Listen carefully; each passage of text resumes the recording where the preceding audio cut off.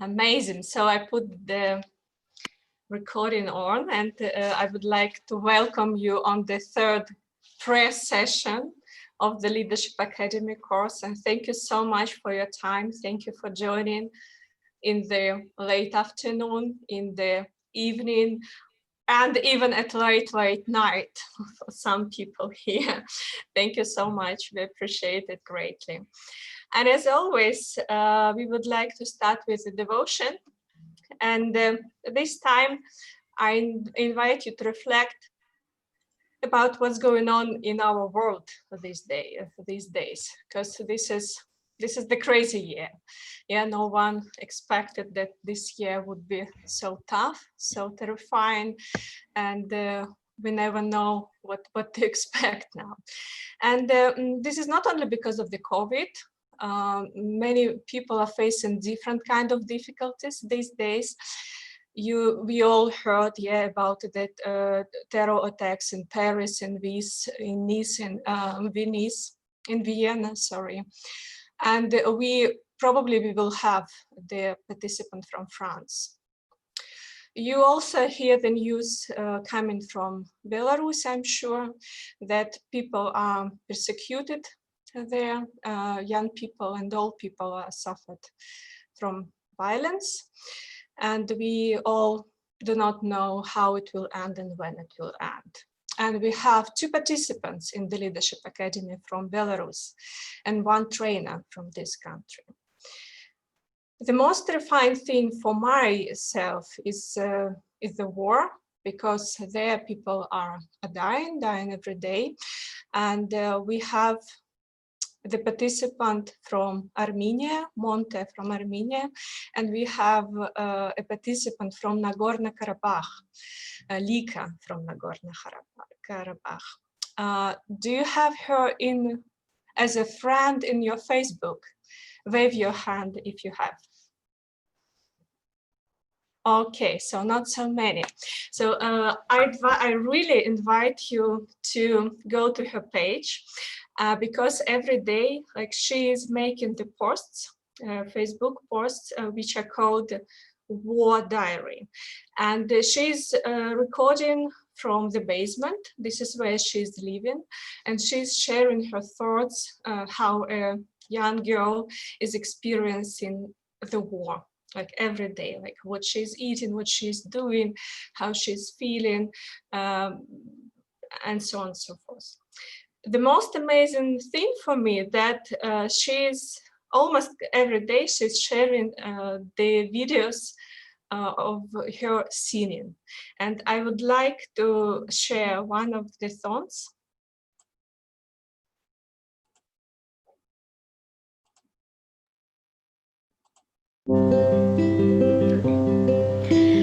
There comes a time when we hear the siren call. Together as one. There are people dying.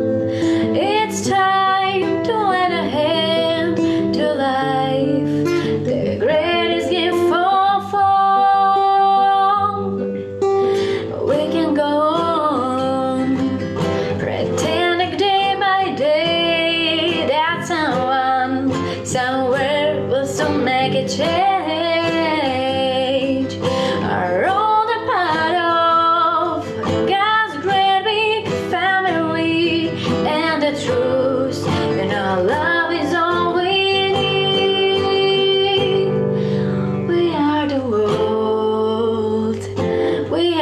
Children, we are the ones that make a brighter day, so let's stop giving.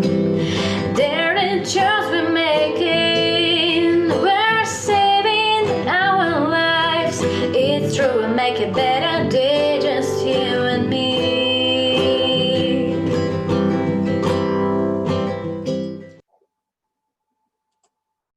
Yeah, so I wish this world turns to better soon, and I wish us all to keep strong, to keep our spirit high, whatever happens to us, in our families, in our countries, let's keep strong and let's keep healthy. And let's keep together, let's keep connected. Thank you so much. Thank you for listening, for your attention. And I really advise to get in touch with Lika. And I really hope that we all meet and we will talk, and there will be better days. But I suggest that we go to the agenda and say hello to the chat in our languages. Please type hello in your native language. Francesca and I will read them somehow. Привет. Moi, moi. Ciao. Francesca, help me. Привет. Hey, Mad Jeff. Hola. Wow. Buonasera. Moika. Salimkom. Gabriele, how do you say it? نسلمكم. Wow. Moika, wow. Heisa, hola. Gamarjoba. Gamarjoba. This is what we know. Hello. Ahoiki. Ahoiki. There are some that I will never pronounce. No. Casey, you cannot speak. There's such a pity. Persian, yeah. Oh. Privet. Sliem. Nikas, help us. We will not manage. Yeah. Yeah? Yeah. Okay. Slim. Yeah, thank you. So you see, we definitely need to practice. So I guess that this is what we can do as well at our sessions. So we are coming to the agenda. We will have a very short warming up where we will know each other better a little bit. And then we will speak about 3 parts of the project application, which we think for you it's important to know. We will speak about monitoring and evaluation. We will speak about sustainability and risk assessment. So 3 pieces of hardcore. Please get ready. We know that it's evening, but yeah, keep your brains working. And please do not hesitate to ask questions, even inconvenient ones. And don't be scared if something is not clear from the first time. It's quite okay. This is not very easy stuff, I can tell you, and only practice will help. And I'm giving the floor to Francesca, who is going to ask you something. Okay, guys, so how are you? This is the first very difficult question I have to ask you. So I will show you short videos with some music and with some songs, and you will have to decide, like you have to vote, how are you? Okay, so Olga, just 1 second, I have to remember how to do it. Okay. You will manage. Share the screen. Yes, okay. Check the sound tick. Yes, I'm here. Okay. And after that, the poll will come. Okay. So can I go? Yes. Okay. So how do you feel? This is the first. Wow, I feel good. I knew that I wouldn't. This is the first. Good. Then I feel good. But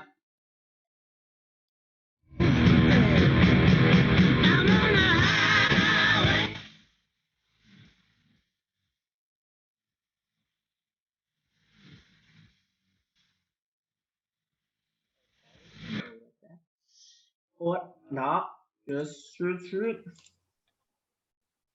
3. You stop sharing the screen, Francesca. Please What share I'm the doing? screen again. You are just playing and we cannot hear you. Okay. Yeah. Just what you are here. Where are you? Just do the same what you did. Okay. Share the screen and put song number 3. Does that make me crazy?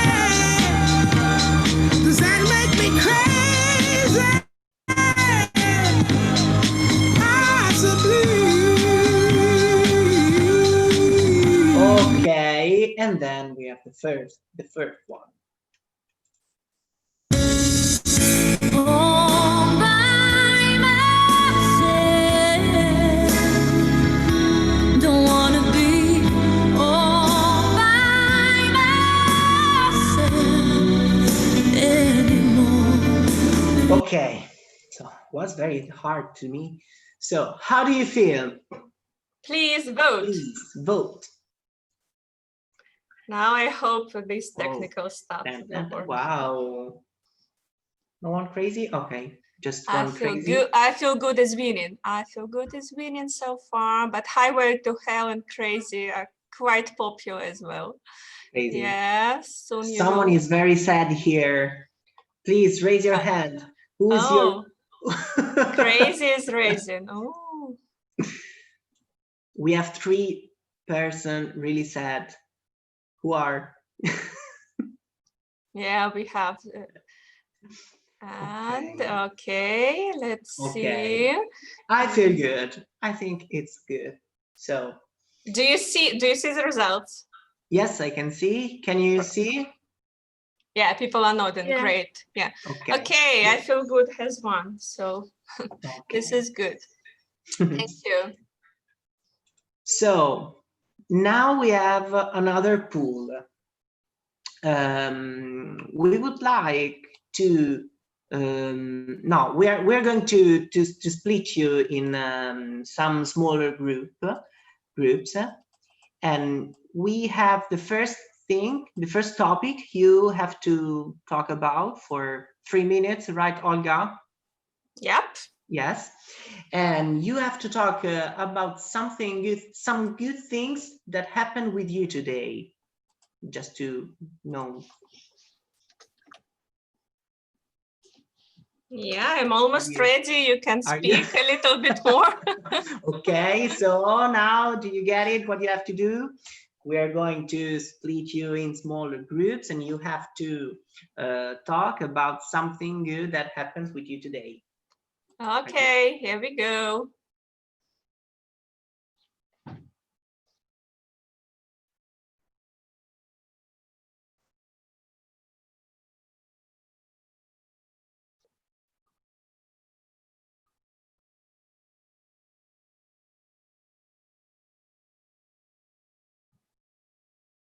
Nikas, have you entered? Yep, perfect.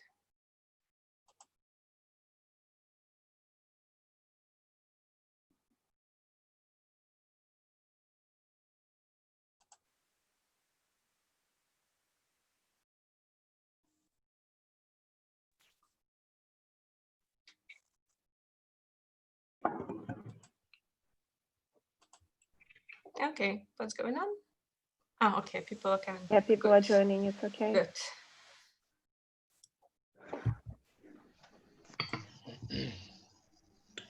Okay. We are here. Okay, the system tells that there are 30 more seconds. Yeah. And the rooms 30 will more be seconds closed. for someone. Okay.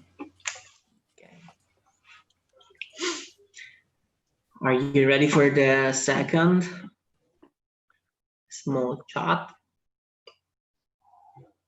Adam. Yes, you're ready. I'm agreeing, yeah.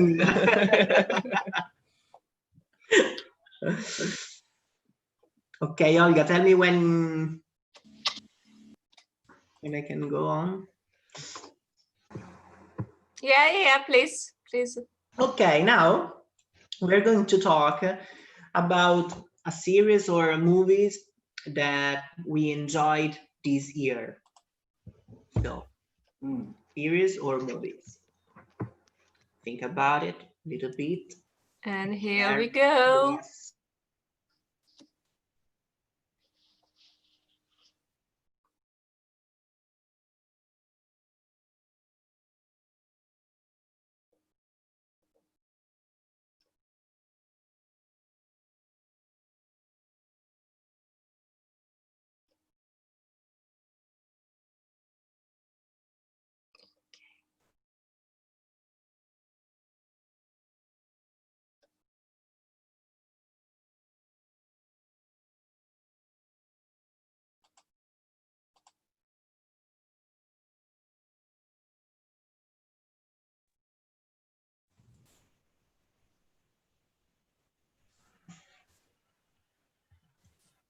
We came back too early.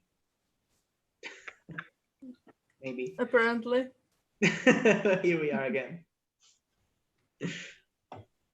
How do you? Oh, nothing. We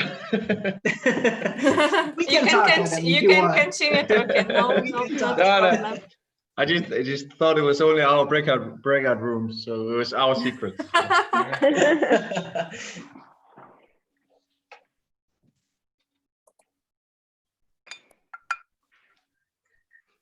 Okay. Okay, yeah, Francesca. Okay, so now we are going to talk about your 3 favorite things in YMCA. Think 3 favorite things in YMCA. And Ready? here we go.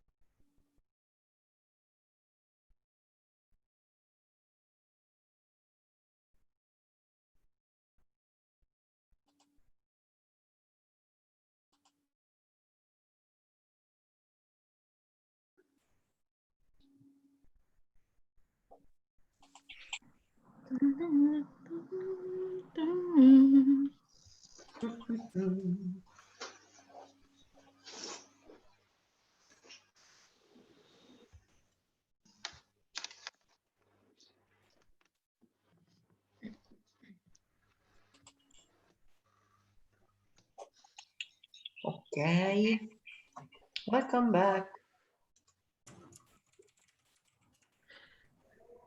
Okay, did you discover something from your the other participants? Okay, Olga, are you ready with the pool? Yeah, so we will have 2 more questions for you, and they are already connected with our agenda. Yeah, because soon we will discuss the homework and we'll present some overview of the wonderful homework that you are doing. So, and 2 questions are,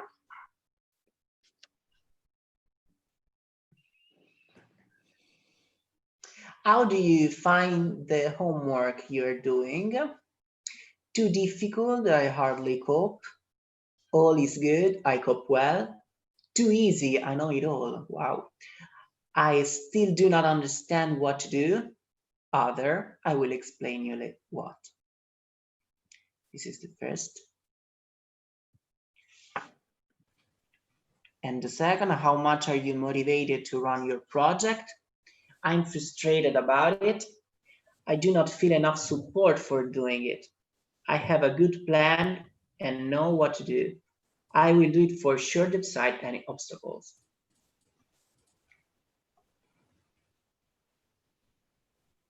yeah, people are still voting. Yeah. And I can see even the number of people who have voted.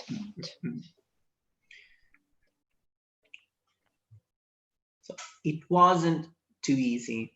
I still do not understand. 4 people still haven't voted.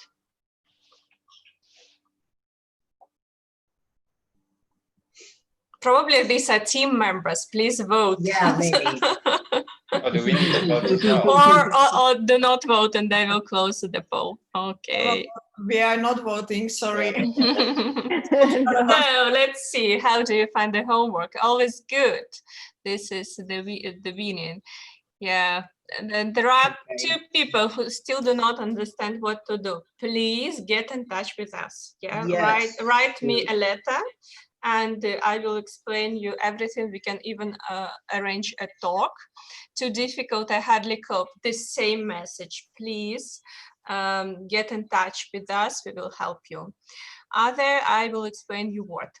Could you please chat in the type in the chat if it is short message, or tell us if it is a longer message? Yeah, how do you find the homework? And yes, Nikos, please. Yeah, so my problem is due to COVID actually going up again. For example, the goal of my project is to stimulate young people into participating more in voluntary activities. So it is to promote volunteering as an idea. And what I was thinking about activities were that we were going to do like once or twice per month a voluntary activity. Okay, so I would have to speak with some organization or some other institution that already does some activity. But right now everything is locked up, so I can't speak with anyone. So I cannot organize some activities. And that's the reason I didn't put any activities in my homework. So what can I do about this? Yeah, thank you for sharing, Nikos. I think that this is what everyone has experienced now, and having the same question and actually living in the same conditions. We with the Leadership Academy are doing the same. So we have changed the way of planning things. If later we could plan long term and had one plan and some just plan B if something goes wrong, but now we having like plan B, plan C, plan D, plan E, because we cannot predict the situation at all. So I suggest you to change the way of thinking. We cannot predict the situation, and please try to adopt the schedule and to adopt actually to change the project in such a way that you can implement it even online. Let's imagine that people will not meet and will not travel till next September. Yeah, this is also possible. No one knows, but I hear you, Nikos. I'm with you, and I guess that everyone is in the same shoes. So let's discuss it and let's see how it is developing. But so far, plan it as if you can organize some meetings next year. Like, my dear colleagues, do you want to add anything about it? Please send us your material, write us when you want, and we can do it together. So don't hesitate to do it. So we have a message. Yeah, please. Yeah, I just wanted to say that we're gonna talk about risk assessment today, and I think this is what we're gonna discuss also, like all the obstacles and risks that appear on our way that seems to be so clear, but sometimes it's not as clear as we want it to be. So. Yeah, and we have the messages from the ladies in the chat that this is the first time you are doing it. We are fully aware, and we are not putting like very high standards, and we are here to support you, and I'm sure that other members of the team will help you if needed. Feel our support and please ask us. Okay, question number 2. How much are you motivated to run the project? And the most answered that you will do it for sure, despite of any obstacles, even the COVID, I hope. So you have a good plan, you know what to do.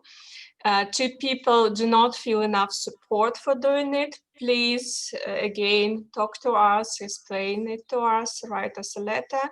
And 1 person is frustrated about it. The same message, get in touch to us individually. All right, so we are already talking about the homework, and I'm giving the floor to Tina. Yes, thank you. I will try to share the screen. I am giving you the co-host. Now you can? Yes, now I can. And here we go. Okay, can you see it? Yep. Very well. Okay, but first of all, before we start reviewing the homeworks, I wanted to thank everyone who had sent their homeworks. We know that it's a huge job, and it requires a lot of time and a lot of energy and a lot of knowledge, especially if you are not very experienced in doing that, or even if it's your first time when you're doing that. So we really very, very much appreciate your efforts in doing all the tasks that we're asking you to do and in working on your project. And I wanted to tell you that this typical mistakes are something that we found not perfect in your homeworks.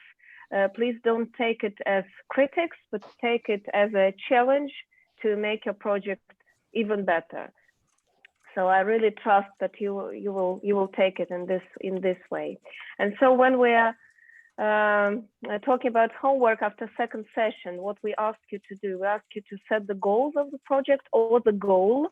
We remember that this is something very, very general, to set up the objectives, and then to put the list of activities and to think about expected results.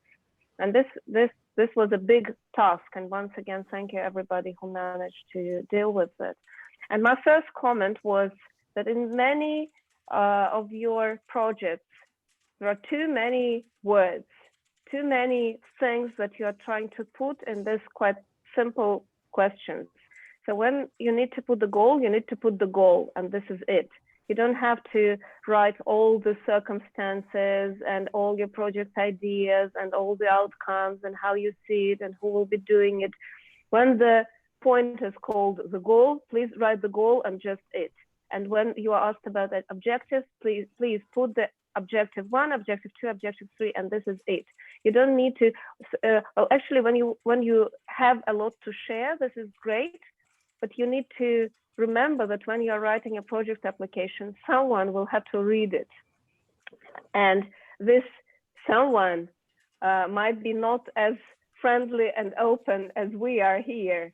So you actually need to make it readable, clear, and understandable to those people who are actually not very much interested in your project. So when you are sharing it with all your passion, please remember that people on the other side of the table, they may be not so passionate about your project. So you should be really very, very short and precise. So this is a general thing, and that actually applies to quite a few of the homeworks. Then linguistic issues, and I think many of my colleagues who were looking through your applications, they noticed a lot of the small tricky things that actually do not spoil or destroy the whole thing, the meaning of what you are writing, but they make reading very uncomfortable. So when you use different forms of verbs, for example, in different, like you have bullet list, and in the first one you say, I don't know, we want to, in the second you use infinitive, in the third you use future, and it makes it really very, very uncomfortable. And the words that you are using, it's important that you fully understand the meaning of what you are saying. And it's not the issue of English language, which is not perfect, you know, with most of us, I can say, but it's the mostly the issue of logic of what you are saying and logic of the text. And so it's important that when you are reading this text, it should be comfortable to read it and very clear and understandable. And Olga and others, if you have something to add or to comment on, please do, because you have looked through many works, so maybe you have something to add. Just let me know if you want to jump in. Always good. Then I call it personalization of the goal. Maybe this is not very correct in English. I don't know if it sounds correct in English, but in quite a few cases, we could see when people were putting down the goal, they were saying, we want to, or our goal is, or my goal is. And we wanted to remind you that you are here not talking about your personal goals. Your personal goal is to, I don't know, weigh 60 kilos or to climb Kilimanjaro or whatever. But here you are writing the goal of your social project. And this is not, well, it's great if it's your personal goal as well, but this is not the case, you know, for the people who are reading your application. So this is not a personal thing. This is something. This is about the change that you want to achieve in the community or in the society. So your goal should be about this. I don't know. Raise awareness, decrease violence, whatever. You know, this global, socially relevant, socially important things, and not what you want or to achieve or you want to do. Then one more thing, in some cases, there were too many goals, results, or objectives or activities. We remember that the goal, it's usually one general thing. Sometimes in some cases, I think 2 goals are okay, are fine. But in most cases, 1 goal is enough. And once again, here we're talking about the change in the society. This is a very general thing. And then 3 to 5 objectives. It's okay if there are 6, it's okay if there are 2, but not 10 and not 15. And same about activities. 5, 7, maximum 10 activities to reach these objectives and to reach this goal. We'll talk later a little bit about the pizza principle, which you hopefully remember. So do not break them into 2 small parts, because this is usually the case when you want to be very precise, when you want to take like to tell everything in details. Then you start breaking 1 goal in 5 goals, 1 objective and 3 different objectives. Just be writing a project application, be quite general. Just keep this balance between being general and being precise. And the main thing, and like this is actually a tough issue. It's not easy to do that, but in quite a few cases we saw that the goal didn't correspond to the problem. That's what we were discussing in our last session, that the goal is actually the other side of the problem.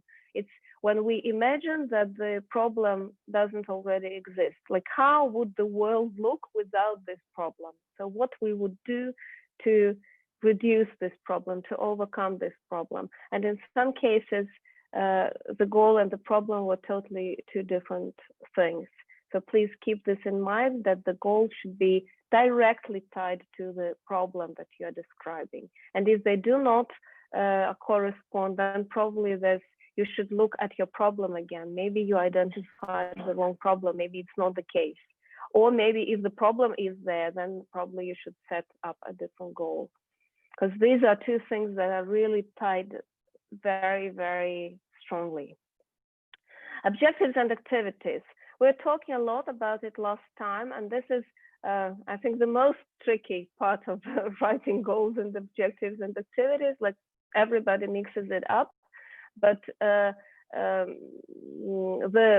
main idea is quite clear. The objectives, they are kind of smaller goals, like what you need to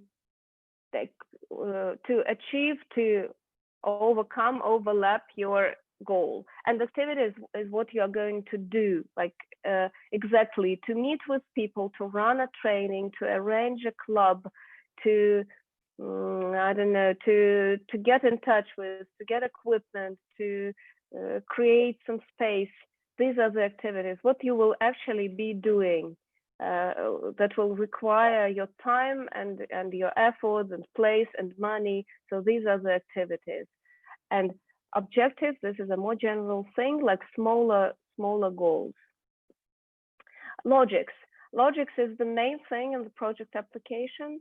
And I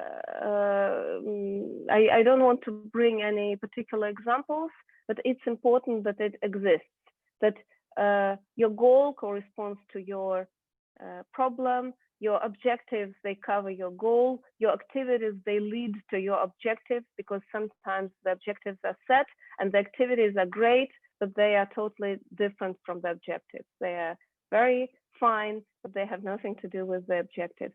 So it's important that there is logic in everything you are writing, you're putting down in your project application. And sometimes lack of services is described as a social problem. Excuse me. What do I mean? For example, if you say that your problem is that there's no skateboarding club in the region or in the community. This is actually not a social problem. It's a lack of service. The social problem is, for example, international integration. If this is an international community, that a skateboarding club could be a tool in solving this problem, because young people could come there, different young people of different background and of different nationalities, they could come there and spend time together. So this could be a tool, an activity that would help in reaching the objective and in reaching the goal of increasing intercultural communication or decreasing the level of aggression among young people. Do you understand what I'm saying? If you do, please wave your hand, because it seems like I'm talking to myself, and it's important to get some feedback. Is it clear, this last thing? What is the difference between lack of services and social problem? Yeah, do you understand that? Great. And it's not easy to define one from another, but you should try to understand that one thing is a social problem and the other thing is the tool in solving this problem. And no matter whether we will make a skateboarding club or a hiking club or a youth club or a language teaching school or whatever, this also would be different tools in solving the problem of intercultural or international integration in the region where this is a social problem. Okay. And here comes the pizza principle we were talking about last time. I would just like to briefly remind you about it. So you remember that goal is something very, very general, some social issue, social, there is a social problem, and the goal is the other side of it, what we want to do to reduce this problem. Objectives, they cover the goal. So objective 1, objective 2, and objective 3 all together, they make our goal covered, and same for activities. Activity 1 and activity 2 lead to objective 1. So to realize objective 1, to fulfill objective 1, we need to do activities 1 and 2. And to fulfill objective 2, we need to do activities 3 and 4. And sometimes they may overlap. Like some activities, they may deal with both first and second objectives and so on. But all together, they make a puzzle and bring to this one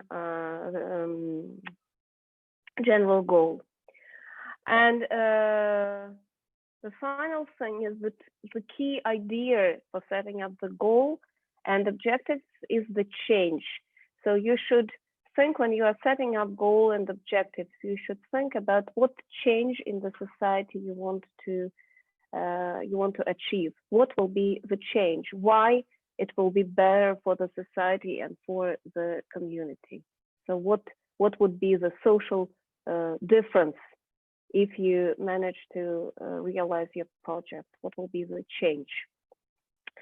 And here I give the floor to Matthew, who will share his thoughts on expected results of your project. And Matthew, do you want me to use the same presentation, or you will? Yeah, please. I've just only got 2 slides actually. So if you can just go to the next one for me, that'll be good. So I gave the presentation on expected results, and yeah, just to provide a little bit of feedback, as you can see on the screen,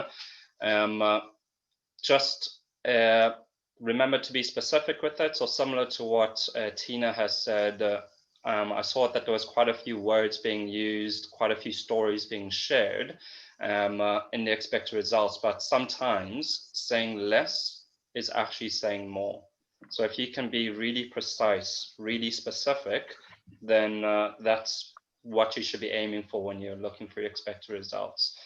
As I say, keeping it short, simple. There's no need for stories here when you're feeding back.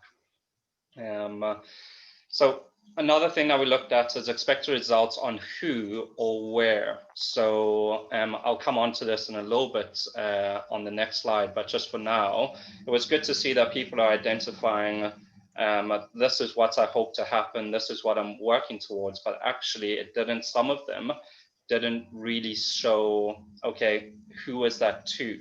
Is it towards, let's say, young people? Is it towards the community? Is it actually going to expect a result towards the organization, towards, let's say, YMCA Malta, or YMCA Italy, or whatever it may be? So yeah, and just overall, just remember that your expected results relate, as it says on the last point there, relate to your to the objectives, which Tina has gone over, and the activities, which putting that all together makes your overall goal. So it's all these, it's almost like a layer of an onion. You're peeling away the onion, but together the onion is your goal. Or as Tina puts it, the pizza principle as it is. So yeah, your expected results relate to your activities, your objectives, which lead to your overall goal. So if I can get the next slide, this is just as a bit of an example, and the information that was on the presentation from the last session is when I was saying expect results on who. So if you are organizing, if you're going to be tackling health and well-being, let's say, in young people, so actually your expected result mostly, you're going to try see differences, going to try see an impact on people. So the impact on people may be their attitude, maybe their beliefs, their knowledge, the way that they act and behave. But also, if you're aiming to improve health and well-being in young people, it may have an impact on the community, where actually the community may start to act differently. There may be more opportunities because young people are, you've created a space for young people to improve their health and well-being. There may be massive changes in law and policy, but that's not obviously something that's you have to do as part of Leadership Academy, but it's just an idea of an impact that can happen towards a community. There may be more networks and partnerships, but all of this information is on the original presentation, which is in the Google Drive, I believe, for you guys to go over. So really, when it comes to expected results, you've got your goal. This is your overall thing that you're working towards. And for the people that have a good memory, you remember last session, Tina said that sometimes our goals may be really difficult to actually achieve. Some of them may seem really impossible. Like some organizations' goal out there may be to eliminate poverty, but people have been trying that for years and years and years. Doesn't mean that it shouldn't be a goal, but it's going to be really difficult to achieve. But how we do that is where the objectives and the activities come in, and you expect a result is then maybe people have a different attitude towards people on lower incomes, which allows people to form better communities and support one another. That overall could lead or leads you towards eliminating poverty. So you can hopefully start to see how all of these can come and relate into one another. But if you want any extra information, if you need a little bit more help, some guidance, as we've said, feel free to message us, feel free to message me, get in touch with Olga, who can share stuff, get in touch with Tina, Anthony, Francesco, all of us, and we can do our best to help you put together your goals and your expected results. But yeah, that was pretty much it. Thank you. Thank you so much. Thank you. So that was the homework overview. How do you feel now? Please use the reactions. You have the reactions in the bottom, or show something, or show with your hands. Are you fine? Are you okay? Are you with us? You can stretch a little bit, take a couple of seconds, because this is not like the theoretical presentations we were promising. Like more is planned, trust us. So are you ready for the next presentation?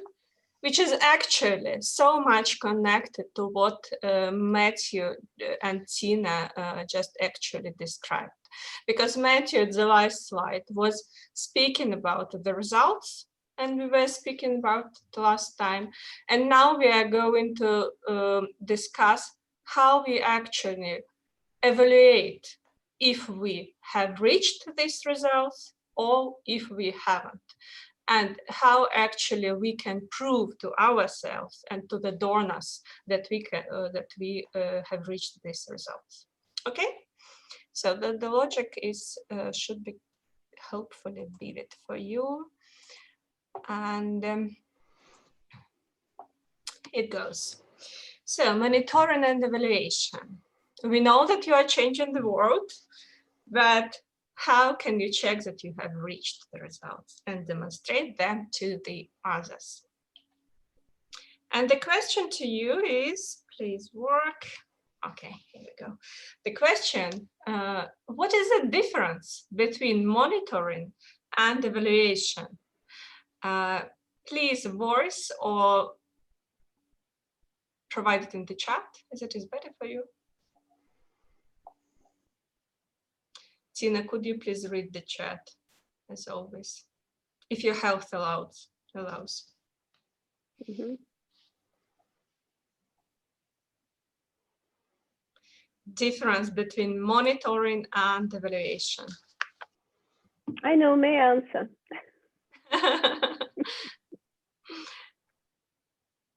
Something is appearing. Mm-hmm. Yes, Anna is writing monitoring in process, evaluation at the end. Evaluation is done after the project is done, monitoring during the project. Evaluation can be done at the end of the implementation of the project. Monitoring is the tool that will serve to evaluate. Monitoring done during the project, evaluation after the project, monitoring during the project. Mm-hmm. Amazing. You know everything. So I'm finishing the presentation. Mm-hmm. Here we go. Monitoring, one more reply. Monitoring is a long-term thing, evaluation, one-time thing, establishing the result of the project. Amazing. Yeah, you are so smart. Perfect. Thank you so much. Definitely, yeah. When we are talking about the monitoring, we are usually checking if we are on the right track during the project. Yeah, we are monitoring the processes, the activities. Evaluation usually happens as the last stage of the project implementation. It is included there. Yes, when you collect all the evidences, sit together with your team and really evaluate every part of it, thinking what you have reached, what you haven't reached, and why you haven't reached, and what you need to do in a different way next time. It's quite okay if you haven't managed to do everything what you have planned. This is life, but you need to analyze it. So the main question that main questions that we are going to discuss today: what do we monitor, what do we evaluate, and how do we monitor and evaluate? And I decided actually to look at it at a very simple example. So you can understand from it, and you can also have a look how a very simple project can be formulated. Let's see it. Problem. Young people eat too much junk food, unhealthy food. Yeah, and because of it, their health is getting worse. Target group. 40 young people of age 14-16 years old who study at school number 1 in the city A. Goal: to create more healthy nutrition culture of young people. Yeah, the mirror of the problem, as Tina was explaining. Objectives: raise awareness on big harm of junk food, raise awareness on healthy and tasty alternatives of the junk food, and motivate young people to eat healthy food and avoid junk food. Expected results, as Matthew was speaking about different levels, yeah, of the results. Young people knows, yeah, this is about the knowledge, yeah, about the harm food. They know tasty alternatives for it. They have motivation to eat healthy food. This is attitude, yeah. And the last one is about behavior, yeah. They actually eat less junk food and they eat more healthy food. As simple as this. Have a look that the expected results are connected with the objectives. If there is something in the chat that should be read, tell me. Activities. For example, 2 educational events on health and nutrition, 5 hours each, and the mobile app for knowing what food is healthy and for tracking the healthy food consumed. These are the activities. So let's see what and how do we monitor and evaluate. Now there will be some scary presentations, but do not be scared. We will take it piece by piece.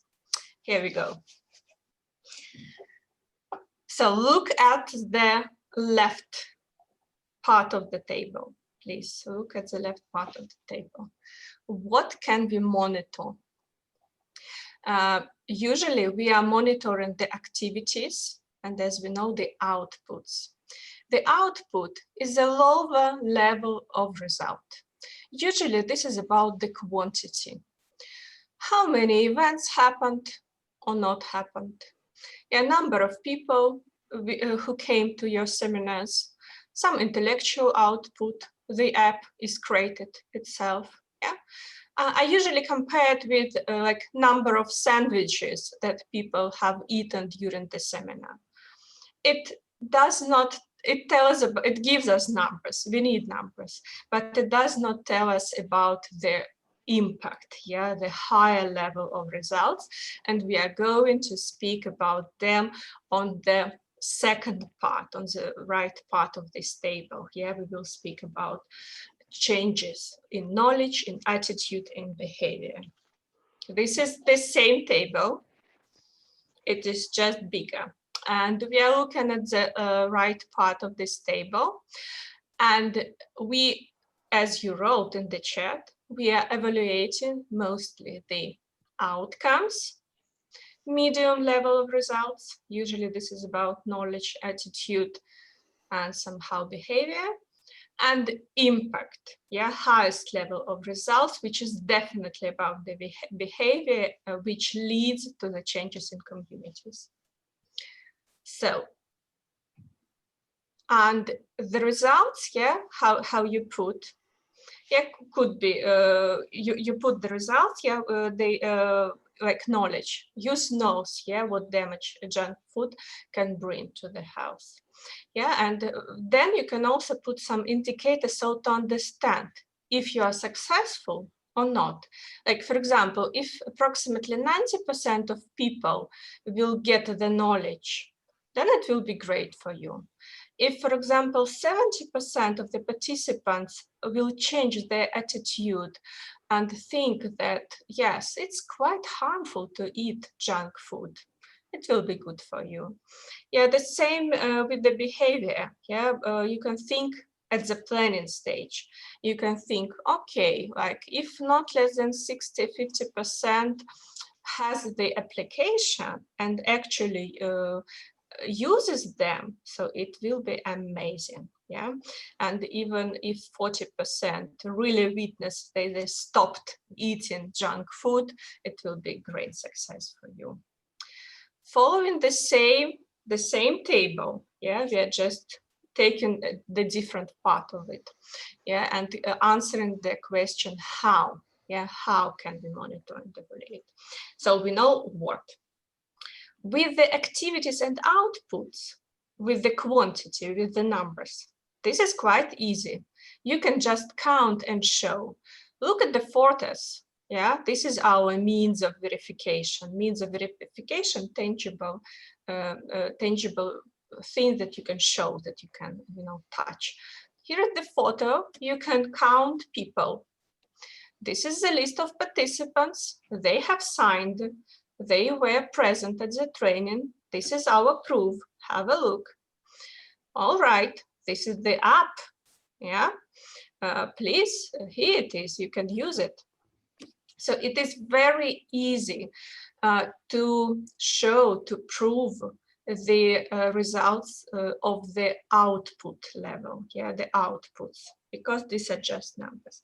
This is a little bit more difficult when we are speaking about outcomes and impact, yeah, because this is about attitude, this is about behavior.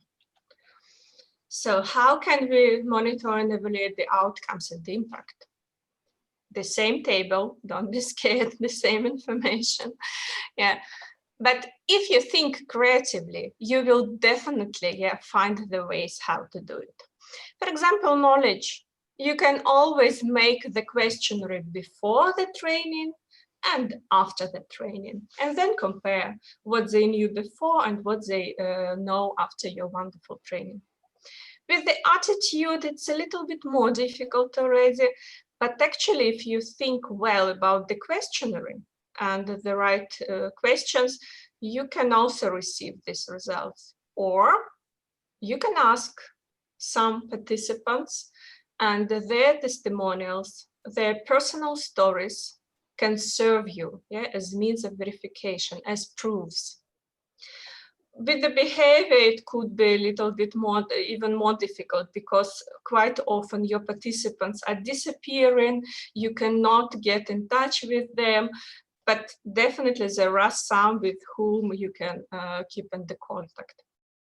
And with the app, it's very easy. Like you can, a number of the app active users, these are numbers, but they're telling you about the quality, yeah, that actually your project is working, yeah, because here these numbers are showing the change, yeah, the change in behavior, and also testimonials that the participants are using the app and are changing their nutrition behavior, testimonials of participants, teachers, parents, and so on.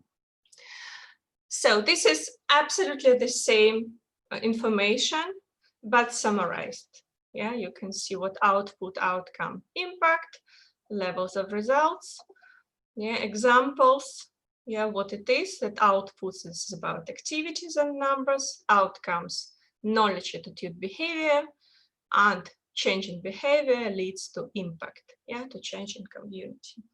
So we are monitoring the process and we are evaluating the results, the impact, the success of your projects.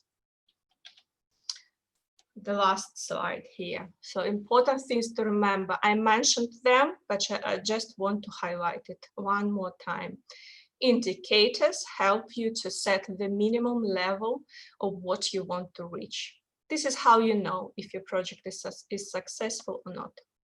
Means of verification are tangible items that prove your success. If you have not planned the monitoring process and evaluation in advance, you will not be able to measure the success of your project afterwards, because it's finished, participants left, and you will never find them. The questionnaires are not elaborated, the questionnaires are not provided, you have not taken interviews from your participants, they're gone, that's it. You cannot collect everything, and the project is over. Anything in the chat, any questions? Yes, there's a question in the chat. If we set indicators while planning the project. I didn't get it. There's a question in the chat. Do we set indicators while planning? Yes, yes, we do. We actually are not going to ask you to do it because this is quite difficult, but if you feel confident, if you feel that you want to do it and can do it, please, yeah, put them. Any more questions? Then I invite you to make very, very short practical task.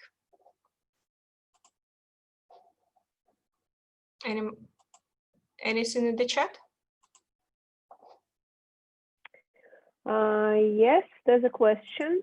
Can the indicators change during the evolution of the project, or are they fixed? This is a tough question. This is a tough question. It really depends, but do not, how to say, they can be changed if there are circumstances for them to be changed. But if you feel that you cannot do it because of some not very serious reasons, this is probably not a very serious approach. It's not fair, I would say, to anyone. I may say that maybe sometimes some side effects appear during the project, something that you didn't think of as an indicator. You just didn't think that this would happen, and it happens. And then you may show it as a bonus, as an added value, as an extra result of your project, and these things happen. But usually, yes, I agree with Olga that it's not really fair to change, just to adapt your project while implementing it to the indicators that you are, yes, to adapt it during the, to adapt the indicators, sorry, to the project while implementing it. It's not really fair. But some side effects may occur, of course. Yeah, thank you for introducing this term, side effect. Yeah, effect in the project management. This is something what appears that you haven't planned.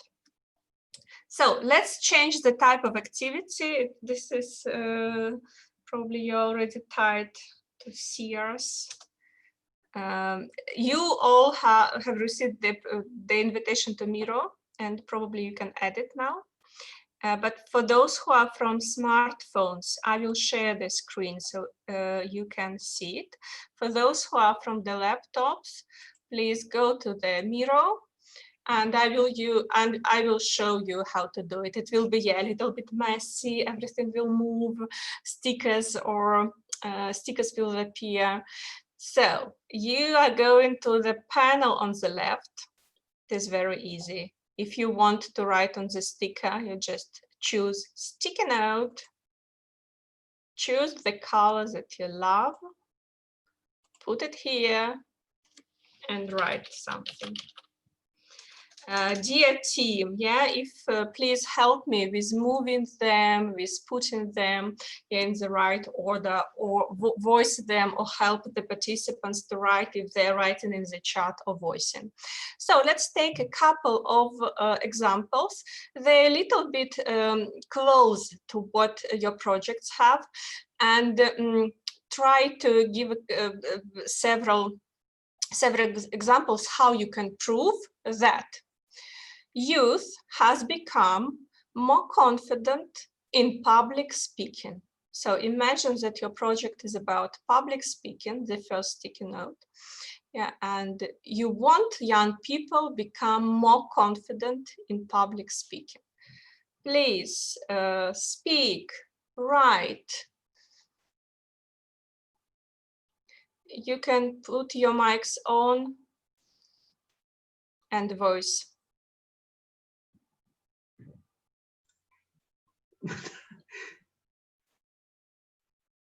So how can you prove it? What will tell you that young people have become more confident? Okay, here.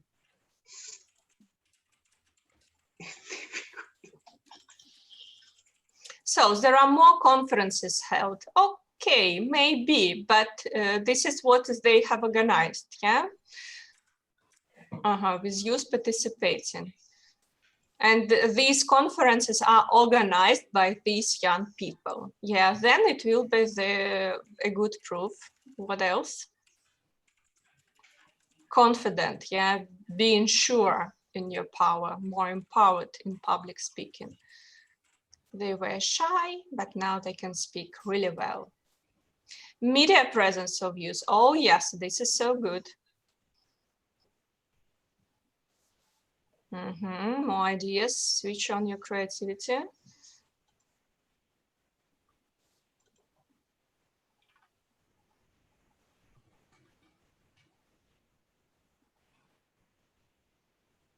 If you cannot write, please voice.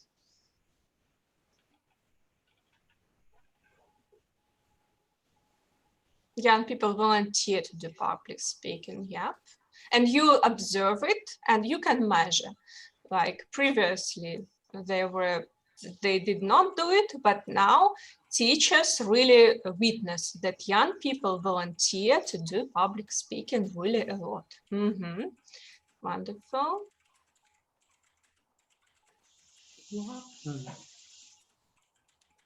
Young people use social media also as a content creators. If it is, I'm not sure that it is about public speaking. I believe it is, because the social media can be also a platform to address the public. For example, I know in my country, when also the government communicates on Twitter. So when someone is heard on Twitter, it's the same platform the politicians use. Wonderful. Yeah, thank you for the explanation. Yeah, perfect. I like that we are that we have a dialogue. Finally, please speak up. Yeah, perfect. Yeah, so definitely, like you can take you can ask them, yeah, how they feel, and even their witnesses, yeah, can tell you yes. Just I feel more confident now, like, and it's better. Or if, for example, the club for public speaking appeared in school. This is old school example, but you know, one of the examples which you can use. All right, super. Let's take a couple of more. YMCA educational courses help young people in employment. So you have organized a project to tackle youth unemployment. And you think that your courses help them in employment. How will you prove it? This is the easiest, I think.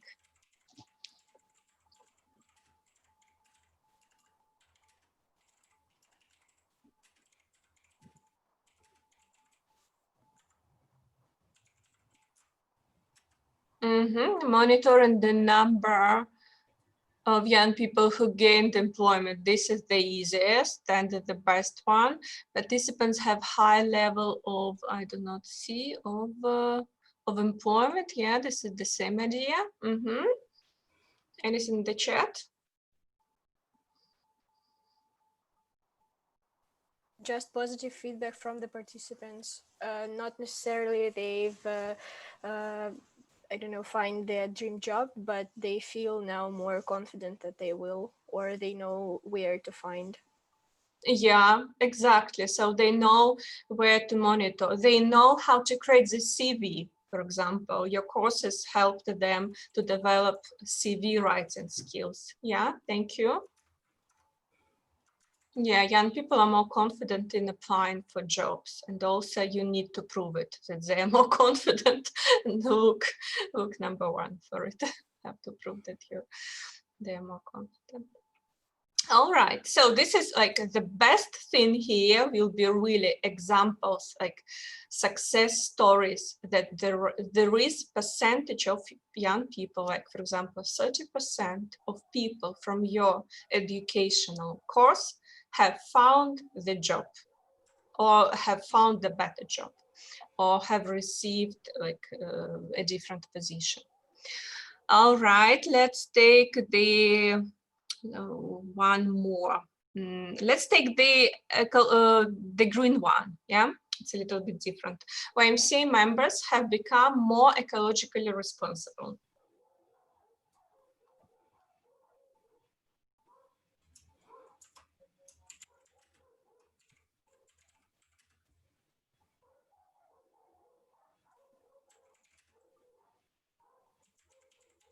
You can speak if you want. Well, okay, I was thinking about YMCA members are participating in ecology activities such as, I don't know, the cleaning of some river or things like that. Yes, so you can observe, yeah, or the leaders of YMCA observe the members of your YMCA, Yeah. organize and participate in the activities more. Yeah, wonderful. Yeah, YMCA members are participating in ecological event. Great. More YMCA members cycle work. Yeah. Better awareness on sustainable lifestyle. Again, here we will need to prove their better awareness. This is the level of knowledge. So maybe more YMCA members are actively pursuing a more sustainable lifestyle that could be proven by some research or. Yes, so if they, you can collect several stories, yeah, that from them, interviews, for example. Okay, just before this project, we have never thought that we need to recycle or to do this and that, but now we are doing it. Yeah, that can be proof. There's a message in the chat that we are concerned about the environment and take part in activities to make people aware of the problem. Meaning that they're teaching now themselves, other people to do it. Perfect, yeah. More events by young people, members of YMCA strengthening other people. Great. Recycle points are installed in YMCA offices. Yes, recycle points. This is very tangible. Yeah, try to be as tangible as possible. And I think with ecological awareness, it's quite easy, yeah, because you can elaborate ecological policy. You did not have any, now you have. Like, and a lot of tools in the office, like in the YMCA centers, appeared. And you can take a photo and tell it, see, people use them, they appeared. Great, I see that you understand, yeah, that you need to do it as tangible as possible. And thank you so much for this exercise. Yeah. How do you feel? Great. Any questions on monitoring and evaluation? One of your tasks for homework will be to describe how you are going to run the monitoring and evaluation of your project. And as Matthew suggested to do it last time, I'm doing it this time. Let's take a very small break so you can do all needed things for 4 minutes. Yeah, so I have 21 minutes, so 25, we are back. 4 minutes break.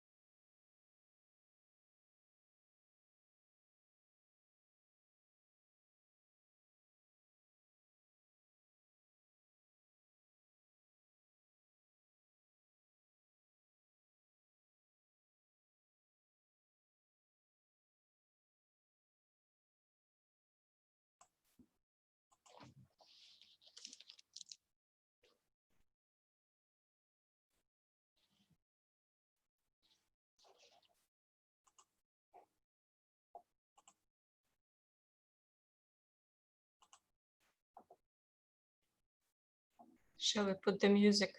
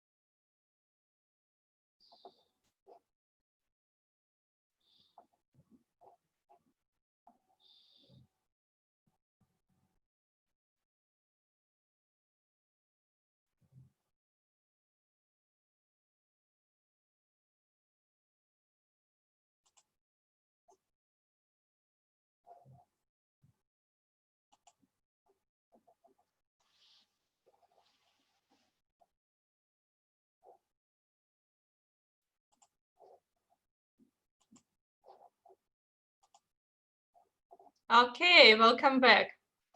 So, tired, keep strong. So I'm giving the floor to Anthony. Anthony, are you here? Yes, I'm here.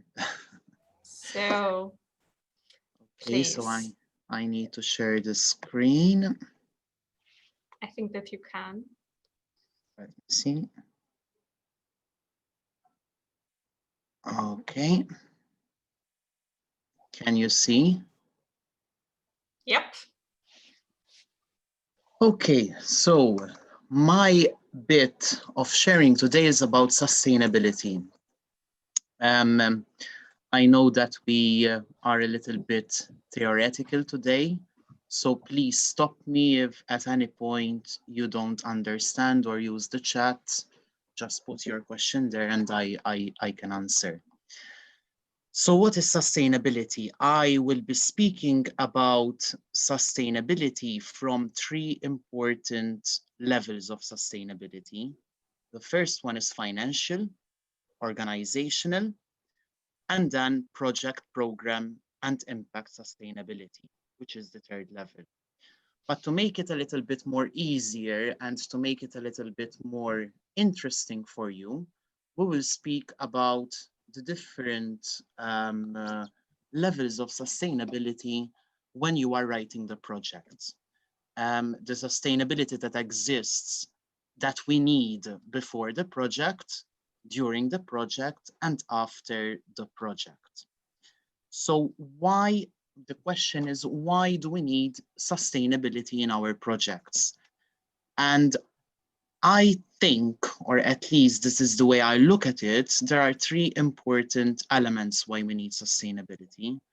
The first one is to ensure the steady flow of funds and the generating of funds to continue the project. Because as you know, some projects that we think of or that we would like to do in our organizations at YMCA require funds. So we need the funds. The second one is organizational sustainability to ensure proper working of the organization or anything that develops as part of the project. And the third one, to ensure the continuity of the projects and service programs in the future, to ensure that the project that we are thinking about continues in the future, if we want to continue the project. So how do we ensure sustainability before the project? The first thing is we needed to plan ahead. I think sustainability is important because we need to plan ahead. And this is something that you've already done when you were writing the project. We built a strong argument why the project is needed. So we spoke about the goals that we have been mentioning a lot throughout the last 2 sessions. The future of this project depends on the capacity to address the real problem. So if we are talking about helping, for example, the homeless people, we need to see what is the capacity, or we need to see how we are going to address this real problem. So we need to have a clear vision, we need to have a long-term plan, we need to have a project that tackles the problems, and a project that has concrete solution. The second bit is we need sustainability to build resources. And I think this is a very important aspect that sometimes when we are working on projects, we almost forget every time.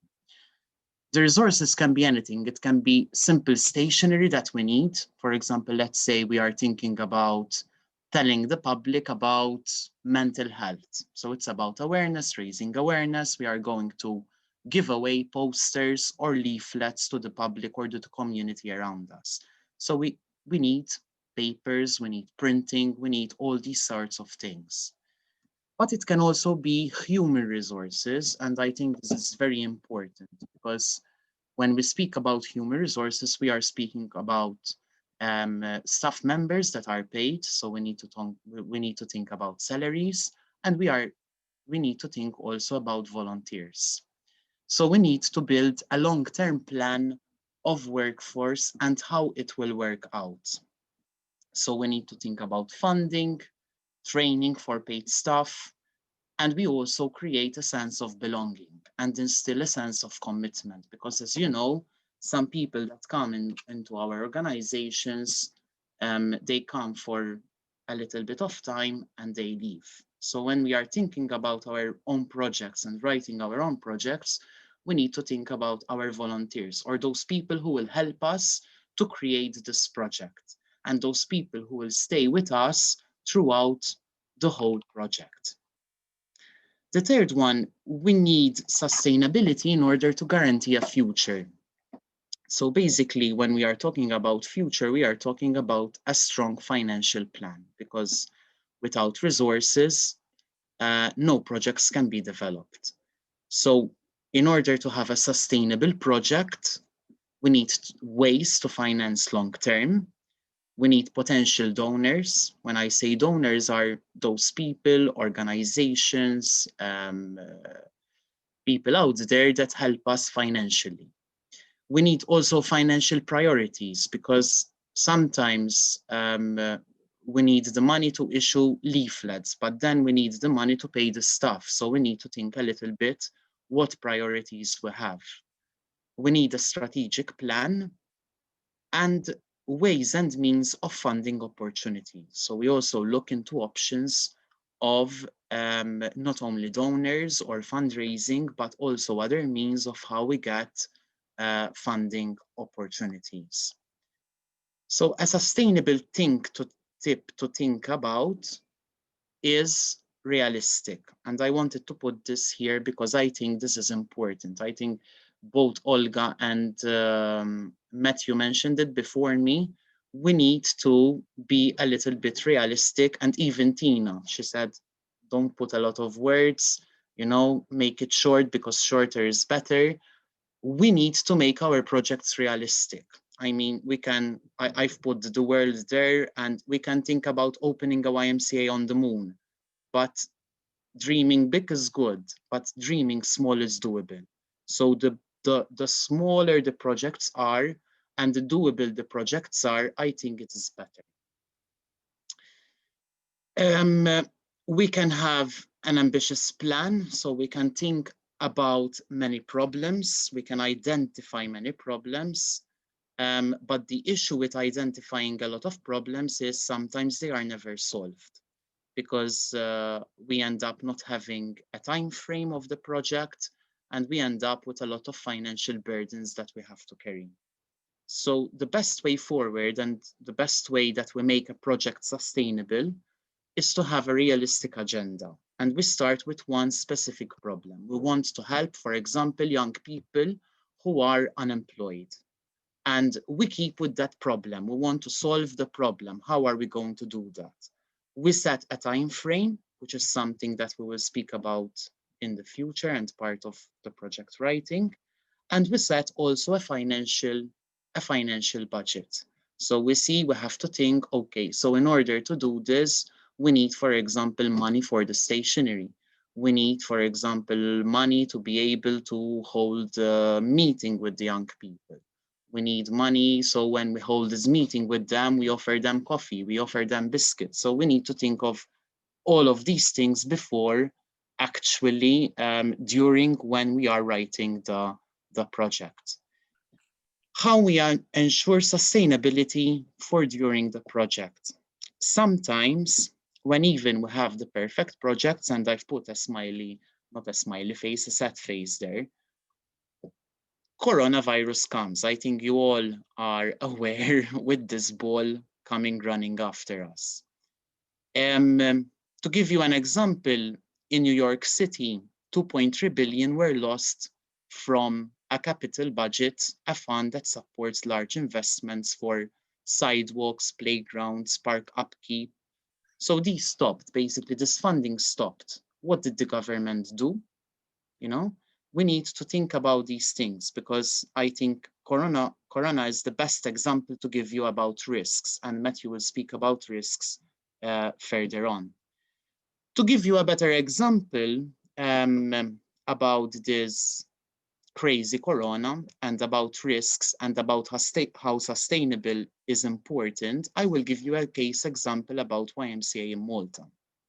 So when coronavirus happened back in March, I think March was when it came to Malta, YMCA in Malta lost around 140,000 euros. And we went crazy because YMCA in Malta, in order to run all the services and different projects, we need around 800 euros a day, which is a huge expense.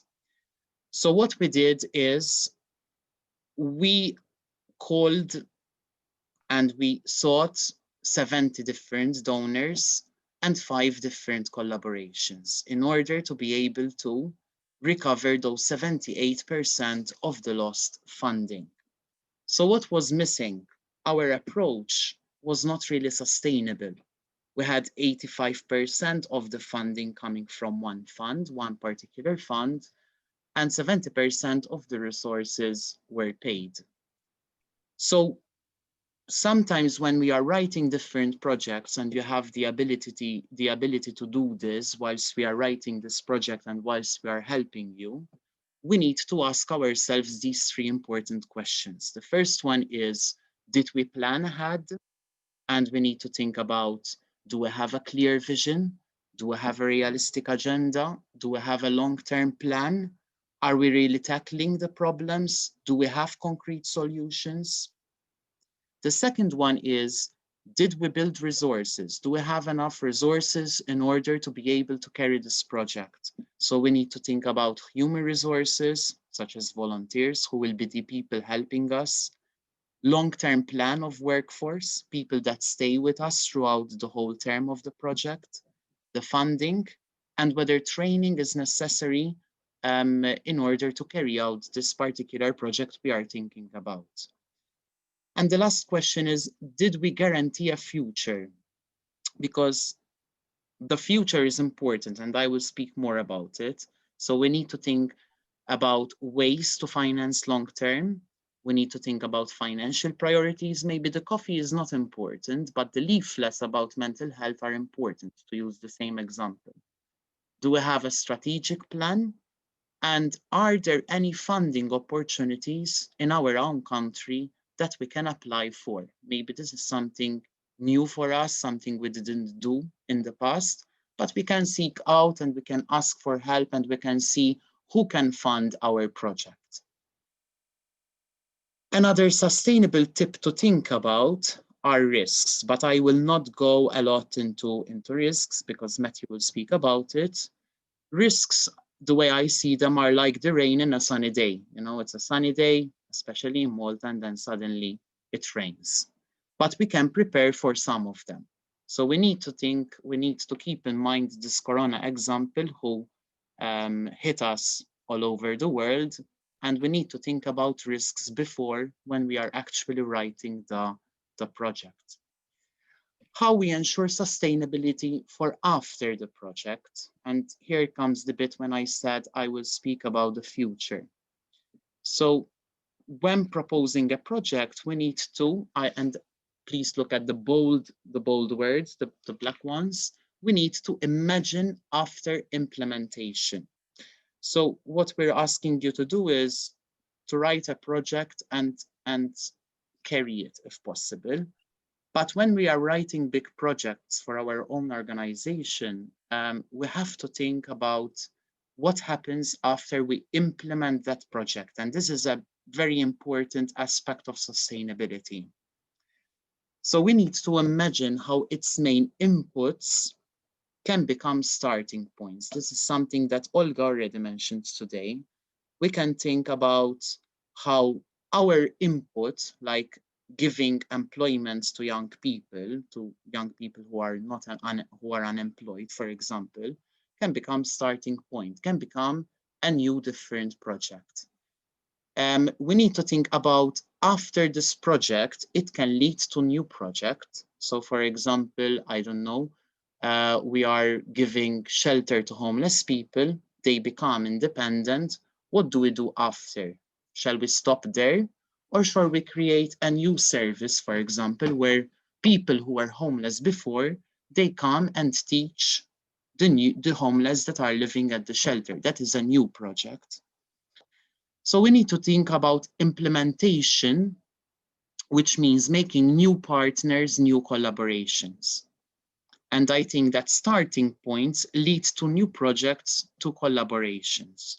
So when we are thinking about what happens after the project, we need to think about collaborations as well. And collaborations gives access to fundraising together. So that is a huge number. So what I'm saying is, in order for our projects to be sustainable, we also have to think about other organizations out there who are doing the same work, who are doing similar work, people in the private enterprise that believe in our projects, because reaching out to the others out there makes it easier for the project to be sustainable, to happen, to flourish, to become better, to create new projects. And here I wanted to speak a little bit about donors, about these important people when we are implementing our project. What donors want to hear when we want to collaborate? The problem or the solution? Because I think this is a fine line. This is a very delicate, in a way, situation. Do they want to hear about what the problem is, that there are a lot of young people who are unemployed, for example? Or do they want to hear the solution that we are bringing in the project? This is something that we mentioned today. And I think that donors look for the impact, as Olga mentioned already. And the impact is a really fine line. So the problem, we know it, but we really need to make an emphasis about the solution that we are bringing with this project, because donors look at that. They look at the impact.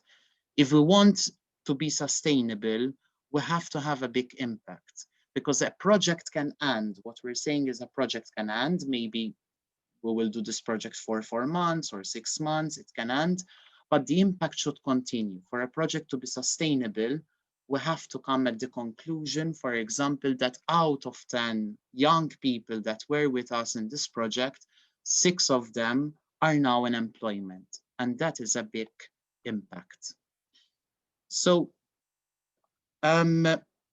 sustainable impact means creating and developing partnerships. And I think that in civil society organizations and NGOs, creating partnerships is a very important aspect. We need to seek out there those people who believe in our values and those people who can help us. Involve key stakeholders. Key stakeholders is also a very important aspect and a very important element, because these are the people that not only believe in what you're doing, but also those people who can pass the word of what you're doing, those people who can bring more people to you. We need to evaluate the project, which is something that we did today as well. Build capacity of staff, volunteers, and others that believe in the project. Developing marketing and communication plans. Diversify the funding. This means that don't do the mistake that YMCA in Malta did. The funding needs to come from different sources, because otherwise comes the risk and then you've had it. And avoid drifting away from the mission. Let's not forget what the mission is, what we started from, what the goal is, and the pit setting. How are we going to actually achieve that important goal? So let's review some sustainable concepts. 3 important elements, or if I can use the pit setting, Tina, as well, what makes sustainable is these 3 important elements: the financial sustainability, organizational sustainability, and the project impact, program impact sustainability. So when it comes to financial, something we did not mention, how can we make the project sustainable? We can sell products. We can give services that are paid and people pay for the services. We can get donors to help. And remember, diversify the funding and create resources. The second one, organizational, we need to have volunteer engagement. We can partner up, we can involve key stakeholders. And an important thing is that we communicate and we outreach. It is something that a project, to be successful, to be sustainable, it does not mean that we do it on our own.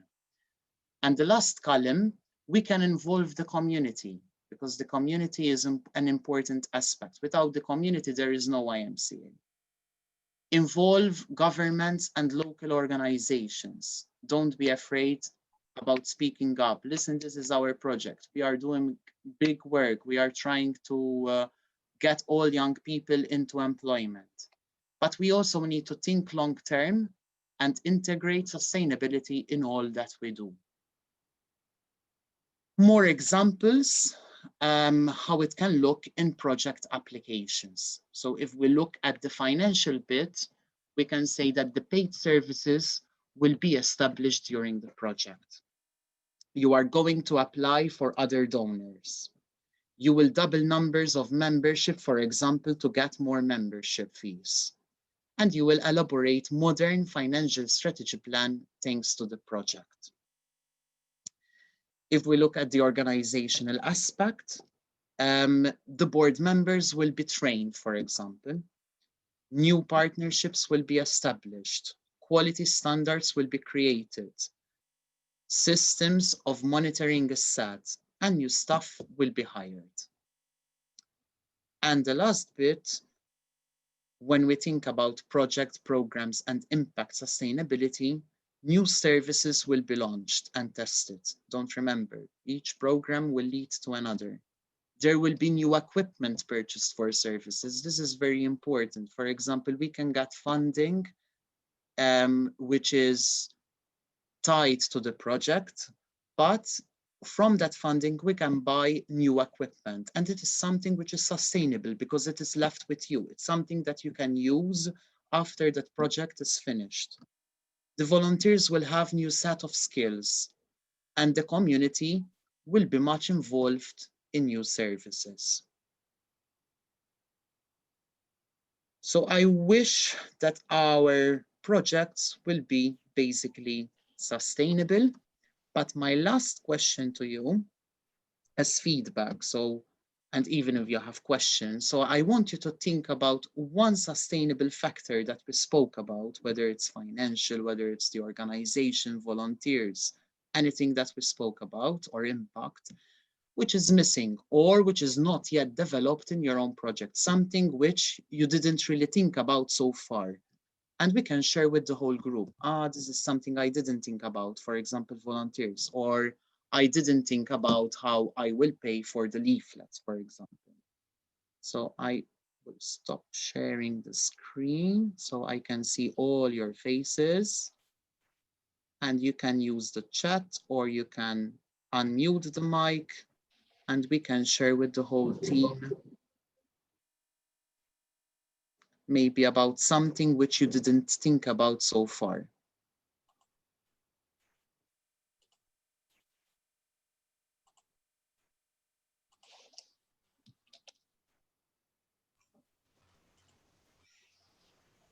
Okay, I can be the confused participant that can start. I think that I've actually, I don't know, I don't think that I've thought about sustainability at all. It just was like an idea of a project as a one-time thing for me.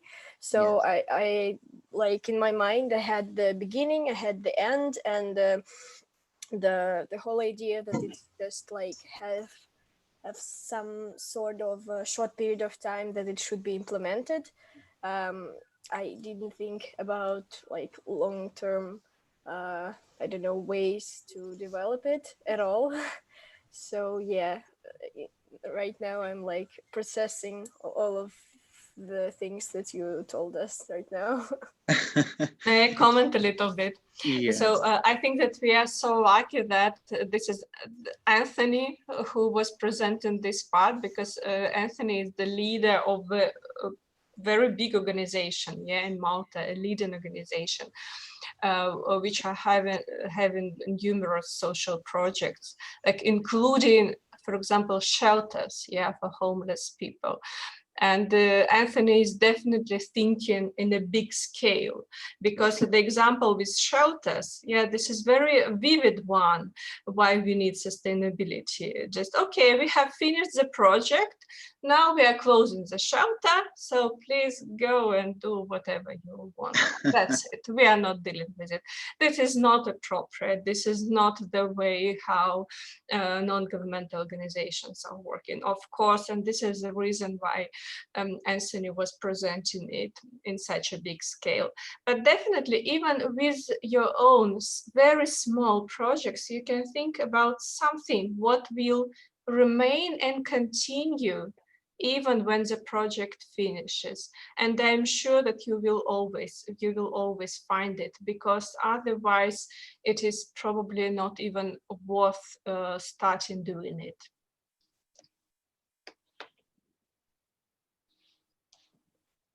Any more questions?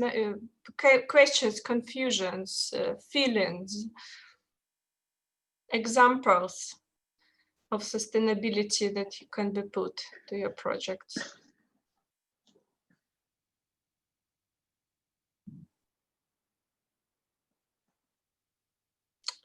All right, then we will see how you accumulated this huge piece of knowledge when you will send out the homeworks. And we have taken the decision that definitely we are not going to kill you with the risk assessment today.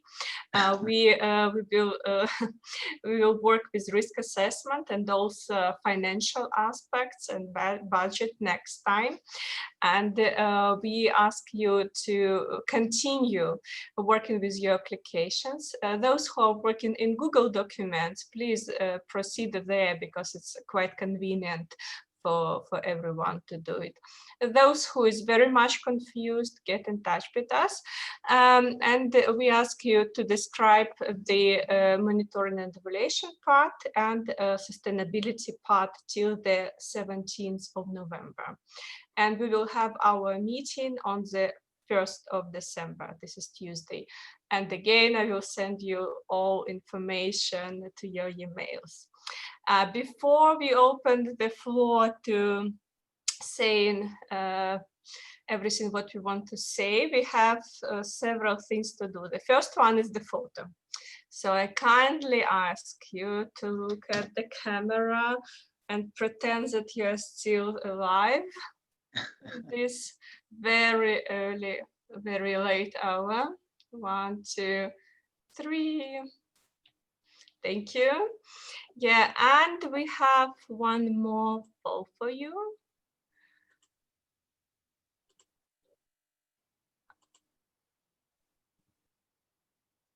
So, how do you feel about the session today? Exciting, too much useful information, good, but not always clear. I better watch it again. Many things are unclear. I didn't understand anything. Other, I will explain you what.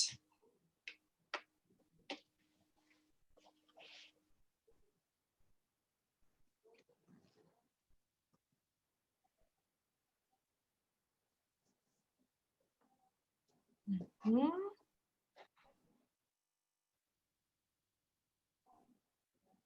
Mm-hmm. Okay, 17 people voted.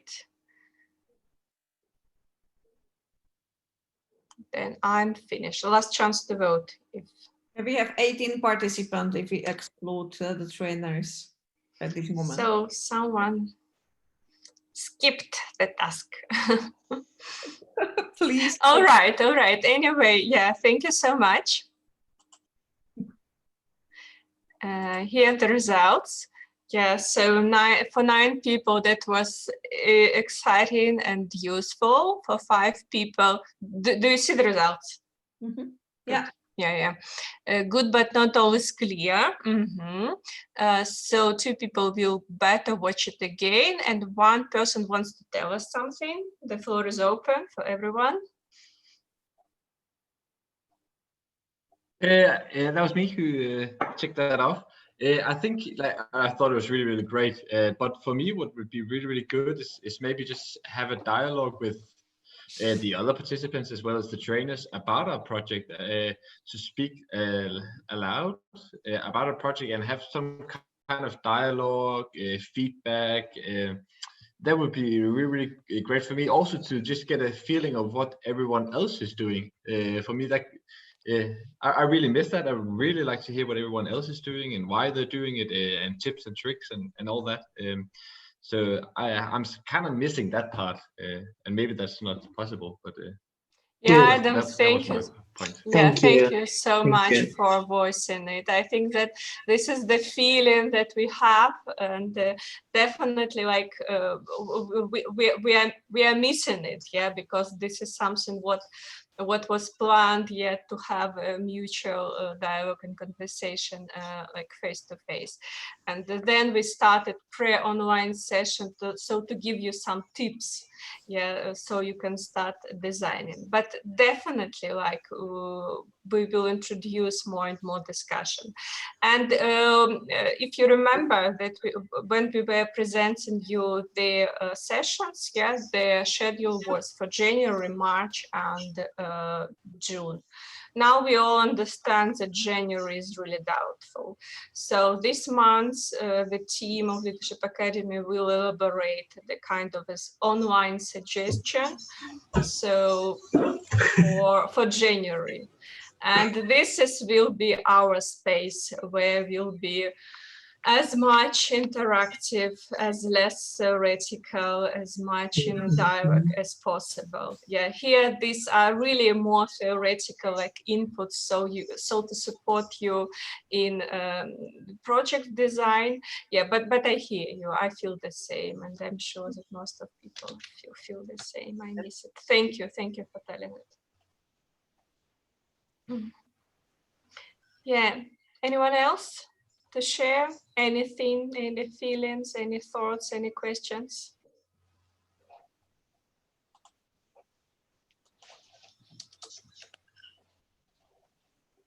Okay, then thank you hugely for participation. Thank you for your time. Thank you for your energy, for your strength. Yeah, and let's keep in contact. Take care. Thanks a lot. Bye-bye. Bye. Thank you. If the team can speak for 5 minutes, that will be great.